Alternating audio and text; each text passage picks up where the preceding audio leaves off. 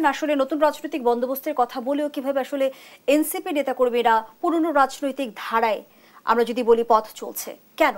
না, সেটি হচ্ছে যে আমরা দেখেন ওদের সামনে আমাদের রাজনীতির খারাপ দিকটা ছিল, ফলে আমরা প্রত্যাশা করেছিলাম যে খারাপ থেকে তারা ভালোর দিকে যেতে পারবে, কিন্তু ভালোর দিকে যাওয়ার জন্য আমাদের কিছু প্রতিবন্ধকতা, সার্কামস্ট্যান্সিয়াল এই মানে আমরা বলবো চ্যালেঞ্জেস, এগুলো তো আছেই।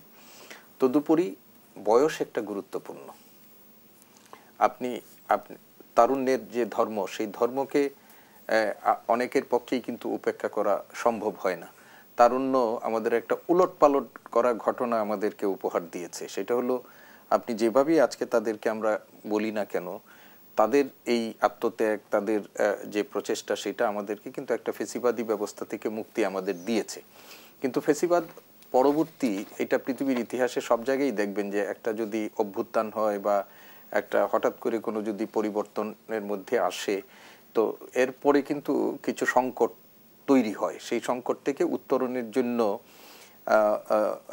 নেতৃত্ব, তারপরে দিক নির্দেশনা, সবগুলোরই প্রয়োজন হয়। কিন্তু আমরা এমন একটা অবস্থার মধ্যে আছি যে এই অভ্যুত্থান পরবর্তী সময়ে আমাদের অভ্যুত্থানের যারা নেতৃত্ব দিয়েছিলেন, তারা কিন্তু আমাদের ডক্টর মোহাম্মদ ইউনূস, তাদেরকে আমি মনে করি যে এটা ইতিবাচকভাবেই বলেছিলেন। নিয়োগকর্তা পর্যন্ত স্বীকৃতি তাদেরকে দেওয়া হয়েছিল।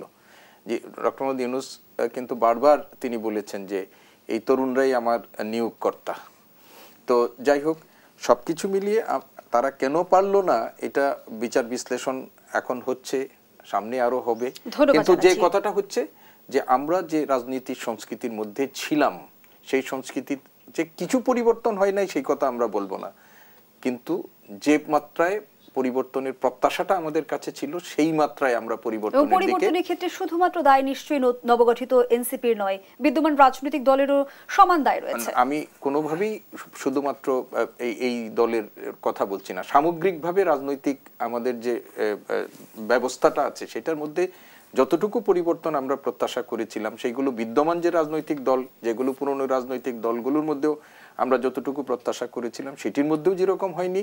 আর নতুন রাজনৈতিক দল যে নতুন স্বপ্ন আমাদেরকে দেখিয়ে তারা পথ চলা শুরু করেছিলেন, সেই স্বপ্ন এখনো আমরা একেবারেই বলবো না যে বলে শেষ হয়ে গেছে। 2 মাস একটা রাজনৈতিক দলের যদি আয়ুষ্কাল হয়, সেই রাজনৈতিক দল তো আরো সামনের দিকে আছে, দেখি আমাদের কি হয়। ধন্যবাদ জানাচ্ছি ডক্টর সিদ্দিকুর রহমান খান।